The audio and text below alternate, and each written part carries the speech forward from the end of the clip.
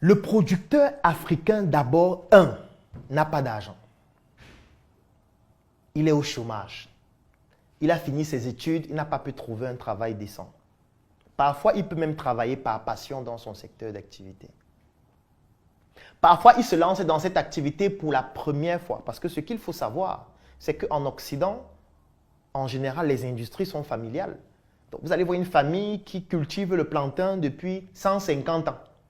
Ça veut dire que toutes les erreurs qu'on rencontre lorsqu'on lance une exploitation de plantain, ils ont déjà eu à commettre toutes ces erreurs-là au début. Et actuellement, ils continuent seulement de développer la chaîne de manière beaucoup plus fluide. Alors que toi, si tu lances ton premier champ de plantain cette année, tu vas commettre des erreurs, tu vas perdre de l'argent parce que tu ne maîtrises pas. Personne dans ta famille n'a fait le plantain.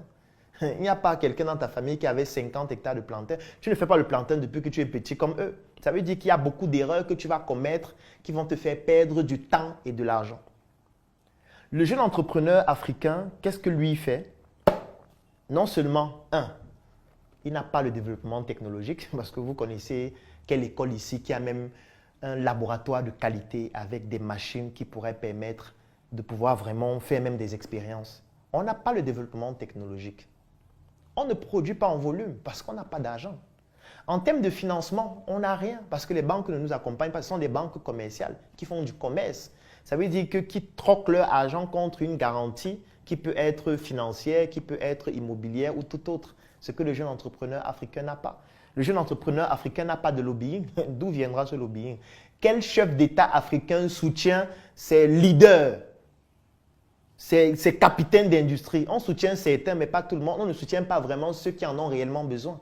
Donc, ce qui fait donc en sorte que tu as un jeune qui a peut-être son épargne de 1 million, 2 millions, 3 millions, et il veut se lancer dans les chips. Ça veut dire que qu'est-ce qu'il va faire?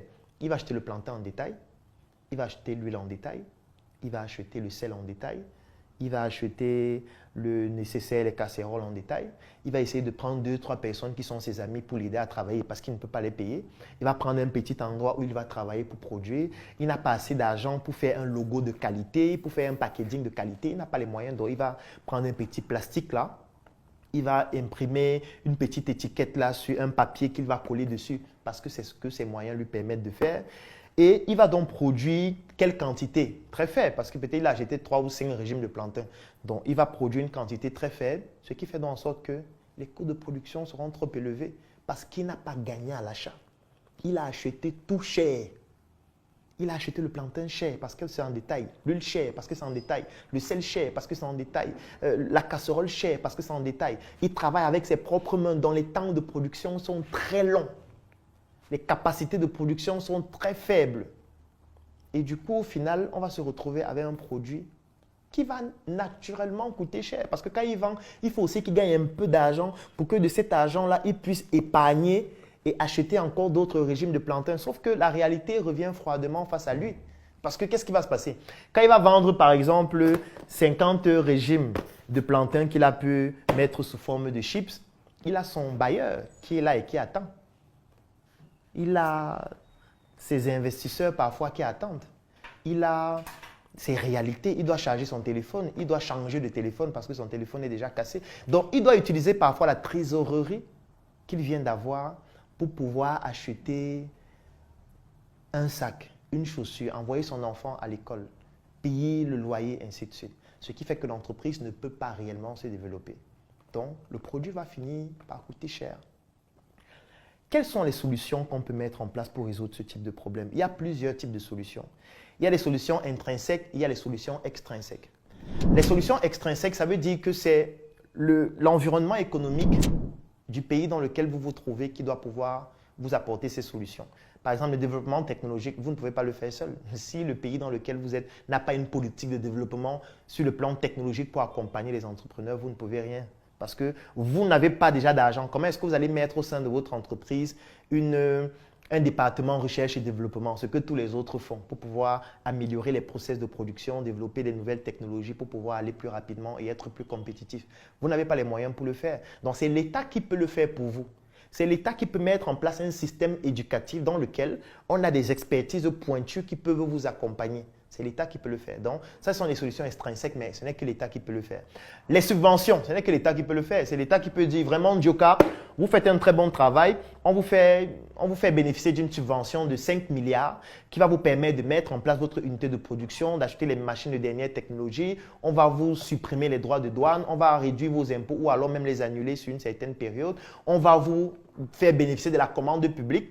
Ça veut dire par exemple que dans certains ministères, on va désormais décider que toutes les réunions qu'on organise, c'est un Djoka qui doit être sur la table. Donc, la commande publique pour que ça vous permette de pouvoir faire tourner vos industries. On va faire en sorte que les diplomates camerounais voyagent avec vous à l'étranger, au Gabon, au Tchad, en France, un peu partout, pour que vous puissiez négocier avec d'autres distributeurs, par exemple des grandes chaînes de supermarchés à l'étranger, pour que vous puissiez avoir des contrats, des bons d'achat qui vous permettent de pouvoir donc, distribuer votre produit ou plutôt des bons de commande. Donc, il y a ce lobbying-là qui doit être mis en place, mais ce n'est pas toi le jeune entrepreneur qui peut le faire. Là encore, c'est l'État qui peut faire bénéficier aux industriels de ce type de subvention. Il y a la formation. Et là encore, l'État doit intervenir parce qu'il faut former les agriculteurs. Parce que pour que moi, je puisse produire en volume important, il faut que l'agriculteur apprenne aussi à produire en volume important pour lui aussi réduire ses coûts de production pour que le plantain me revienne aussi à un prix plus faible. Il y a un ensemble de mécanismes de la chaîne de valeur qu'il va falloir pouvoir développer et ça se développe de manière extrinsèque. Il y a les leviers financiers que l'État doit pouvoir mettre à disposition. J'ai parlé de la subvention, on peut avoir la bourse qui peut être mise en place, on peut avoir des investisseurs, on peut avoir des fonds d'investissement, on peut avoir des banques d'investissement qui accompagnent les entrepreneurs locaux et surtout, on doit avoir une protection sur le plan juridique. Ça veut dire que l'État doit mettre en place des lois qui protègent les producteurs locaux face à la concurrence étrangère pour leur permettre d'être plus compétitifs. On doit avoir nos propres normes correspondant à notre environnement. Parce que nous, quand on va à l'étranger, nous, lorsqu'on vend par exemple du cacao au Canada, parce qu'on a un distributeur au Canada, on doit respecter les lois du Canada, on doit respecter les lois de l'Allemagne, on doit respecter les lois de l'Union européenne, on doit respecter les lois du Japon. Mais quand quelqu'un vient dans notre pays, il respecte quelle loi? Nous, on n'a pas de loi. En fait, nous, on est juste en train de calquer ce qu'eux, ils font. Ce qui fait en sorte que nous, on n'est pas compétitifs parce qu'avec tout ça, ils viennent sur nos marchés et même sur nos marchés, c'est encore leur loi qu'on applique chez nous, ce qui n'a aucun sens. Donc, vous voyez qu'en fait, on est perdu d'avance. Ça, ce sont des modifications extrinsèques qui ne dépendent pas du jeune entrepreneur parce que lui, il a déjà trop de problèmes. Il y a le loyer qui doit payer, le bailleur le menace, le fournisseur qui n'a pas pu régler. Il y a tellement de problèmes qu'il doit résoudre que lui ne peut pas résoudre ce type de difficulté. Maintenant, en interne, qu'est-ce que le jeune entrepreneur peut faire? La première chose qu'il peut faire, c'est de se dire, est-ce qu'il ne faut pas que je modifie mon positionnement? Comme je ne peux pas produire en grande quantité, je ne peux pas le faire pour toucher tout le monde parce que je n'ai pas assez d'argent pour pouvoir produire des volumes importants, faire une économie d'échelle qui me permet de pouvoir toucher une cible plus basse avec des produits moins chers. Je peux donc décider de devenir un artisan excellent. Je peux commencer à faire de l'art. Et là, c'est un autre positionnement. Ça veut dire que, étant donné que je ne peux produire que 3 paquets de chips, parce que je n'ai pas assez d'argent, je ne peux pas produire 500 000 paquets pour vendre le paquet à 100 francs. Parce que je n'ai pas de moyens pour le faire. Pour produire 500 000 paquets, vous imaginez la quantité de plantain qu'il faut acheter, la quantité d'huile, le nombre de personnes qui doivent travailler, la logistique, les camions, le marketing et tout ce qui va avec. Je n'ai pas de l'argent pour le faire. Mais je veux rester compétitif. Si je produis juste 3 paquets de chips et que c'est médiocre, et non seulement c'est médiocre et cher, vous voyez que vous êtes perdu d'avance. Parce que vous avez un produit qui est médiocre, qui est cher et qui est en concurrence directe sur un marché avec des produits qui viennent de l'étranger, qui sont très beaux, de meilleure qualité parfois et moins chers. Vous voyez que le client va choisir quoi? Le client veut aussi un produit qui est beau à regarder. Le client veut un produit qui lui garantit une certaine sécurité alimentaire. Vous voyez par exemple en Afrique, lorsque quelqu'un dit qu'il fabrique par exemple du whisky ou alors des boissons, les gens sont sceptiques. Parce que tous les jours nous montrent des documentaires de personnes qui font des boissons en utilisant leurs urines, qui produisent dans des qualités d'hygiène tellement exécrables. Du coup, ça crée une réticence. Parce que les gens se disent, hey, le whisky, si on a fait ça, ou la bouteille, si on a lavé ça, comment? Donc, du coup, vous voyez que même en termes de marketing, on est faible. Quand vous voyez des documentaires en Occident où on présente des usines, parce que ça, c'est aussi une démarche marketing, vous voyez des gens en blouse, vous voyez comment les machines travaillent dans tous les domaines, comment c'est propre. Donc, du coup, ça vous rend confiant à l'idée d'acheter ces produits. Sauf que chez nous, on est parfois, on rit, mais on ne sait pas que ça a une influence importante sur notre capacité à consommer les produits locaux. Donc, vous avez 2 possibilités. Soit, vous décidez de faire de l'artisanat de luxe, un peu comme Djoka, vous dites, on ne va pas produire des grandes quantités. on va produire des petits volumes, mais en qualité extraordinairement élevée. Ce n'est pas pour rien que Njoka, c'est la meilleure marque de chips au monde. Parce qu'on s'est dit, on ne peut pas produire 1 million de paquets de chips par jour pour le moment, parce qu'on n'en a pas les moyens. Si l'État dit que on va vous accompagner, oui, on pourra le faire. Si des investisseurs disent, on peut vous accompagner, oui, on pourra le faire. Mais comme on ne l'a pas, qu'est-ce qu'on décide de faire? On décide de produire en petite quantité, mais en qualité extrêmement élevée. La preuve, on a réussi à avoir des prix les plus prestigieux au monde actuellement. Et ça nous permet donc de pouvoir nous positionner dans une autre catégorie de clientèle. Et ça, c'est une stratégie que vous pouvez mettre en place. Vous vous dites, je n'ai pas assez d'argent pour faire beaucoup et vendre moins cher, mais je peux faire très bien et vendre à un prix plus élevé pour la classe moyenne, pour les personnes qui ont des moyens et qui recherchent des produits de très haute qualité. C'est la même chose que nous faisons avec la marque SM. Étant donné qu'on ne peut pas produire 10 000 chemises par jour et vendre donc moins cher, qu'est-ce qu'on fait? On produit un seul ensemble, on produit un sac, on produit une chaussure, mais qui est excellente en termes de qualité, de telle sorte qu'on puisse toucher une cible différente, sélecte, qui a les moyens de pouvoir acheter. Et comme on le dit souvent, qui peut le plus peut le moins. Parce que si on est capable de faire un paquet de chips comme celui-ci qui est aussi excellent et qui coûte 1 500 francs, ça veut dire que c'est aussi facile de faire le paquet de chips de 100 francs. Il suffit juste qu'on ait les moyens de le faire, c'est tout. Ça ne nécessite pas une technologie particulière. Si on a pu faire ça, ça veut dire qu'on peut faire les chips de 100 francs. Ça veut dire qu'on peut faire les chips de 500. Ça veut dire qu'on peut faire les chips de 50. Il faut juste qu'on puisse avoir les moyens nécessaires et l'accompagnement nécessaire pour le faire. La deuxième stratégie, c'est de se dire, OK, je ne peux pas faire quelque chose de qualité excellente parce que pour dire vrai, pour faire une qualité comme celle-ci, ça nécessite quand même aussi un peu des coûts élevés, même si ce n'est pas en grande quantité.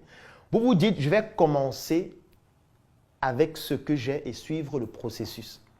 Donc, je vais faire mes tout petits paquets de chips de 50 avec mon budget de 15 000, mon budget de 10 000, mon budget de 5 000. J'achète un régime de plantains, j'achète des plastiques, je fais mes plantains, je mets dans les plastiques, je n'ai même pas besoin de mettre d'étiquette et je vends. Donc, au début, mon produit, il est nul. Plus je vends, plus je gagne de l'argent et plus je décide de mettre l'étiquette. Je décide d'acheter plus de plantains. Je décide d'améliorer ma manière de faire. Je décide d'acheter une meilleure qualité d'huile. Mon produit passe de nul à médiocre. Ensuite, il devient passable. Ensuite, il devient assez bien. Ensuite, il devient bien. Ensuite, il devient très bien. Ensuite, il devient excellent. Donc, vous décidez de faire vos classes. Ça va prendre certainement beaucoup de mois, beaucoup d'années, mais vous allez toujours réussir à vous améliorer si tel est l'objectif dès le départ. Parce que l'objectif au départ doit être de vous améliorer. Ne faites pas les chiffres de 50 francs médiocres pendant 20 ans. Vous n'allez jamais progresser. Parce que vous allez avoir un Njoka sur le marché, comment vous allez faire? À un moment donné, les gens veulent aussi des choses qui sont bien et qui sont agréables. Donc voilà un peu une vidéo, c'est vrai qu'elle est un peu longue, mais le but était de vous expliquer de manière sommaire. Je pourrais aller plus en profondeur, mais ce n'est pas nécessaire. Au moins, vous avez compris pourquoi est-ce que les produits locaux coûtent cher, pour la plupart des produits bien sûr, et comment est-ce que nous pourrions résoudre ce problème. Nous, on a décidé de nous positionner avec Njoka, et aujourd'hui, vous pouvez devenir un concessionnaire de la marque Njoka. Ça veut dire par exemple, si vous devenez concessionnaire de Njoka, nous on va vous laisser par exemple ce paquet de chips à 1000 francs que vous allez revendre à 1500 francs ou plus en fonction du pays. On va vous laisser le non-meu à 1000 francs aussi et on va vous laisser l'épicé parfois à 1300 francs en fonction des quantités que vous prenez. Et on va vous accompagner totalement sur le plan marketing pour vous garantir que vous allez réellement réussir à vendre vos chips. Il y a certains qui tapent les gens pour vivre. Moi, j'ai choisi de vendre les chips pour vivre. À très bientôt pour une nouvelle chronique.